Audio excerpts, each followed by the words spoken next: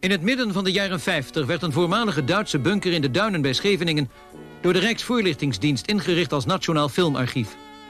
In de afgelopen 2 jaar is deze filmbunker, zoals hij in de wandeling heet, verbouwd en volledig gemoderniseerd. Dat was vooral belangrijk in verband met de grote hoeveelheid brandbare nitraatfilms die in het archief waren opgeslagen. Daarvoor zijn nu 4 speciale kluizen gebouwd, waarin deze films onder ideale klimatologische omstandigheden op verrijdbare stellingen worden bewaard.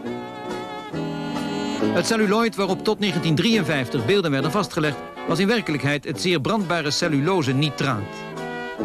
Het absolute rookverbod heeft dan ook wel degelijk zin. Nog geregeld krijgt de Rijksvoorlichtingsdienst oude films aangeboden.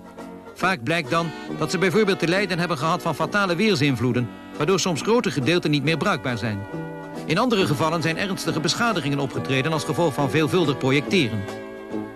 Als restauratie mogelijk is en als ze van waarde zijn, worden de films opgenomen in het archief dat een keur aan historische opnamen bevat.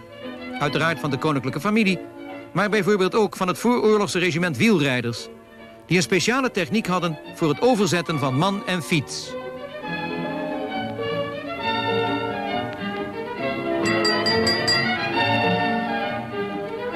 Voor de Eerste Wereldoorlog reed op tal van plaatsen in ons land de paardentram. En tot na de Tweede Wereldoorlog onderhield de stoomtram vele interlokale verbindingen. In het archief ook opnamen van de auto en de daaraan verbonden gevaren. De bewaard gebleven filmbeelden geven een goede indruk van het leven in Nederland sedert het begin van deze eeuw. In de filmkluizen van het RVD-archief is plaats voor 20.000 dozen van 300 meter. Zo'n 6 miljoen meter film dus.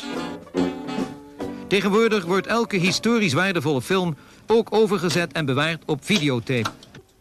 Zo ook het verslag van de inhuldiging van koningin Beatrix. Zo waarlijk helpen mij, God almachtig. Zo wordt de moderne geschiedenis van ons land in duizenden films en cassettes veilig vastgehouden in die gemoderniseerde oorlogsbunker in de Scheveningse duinen.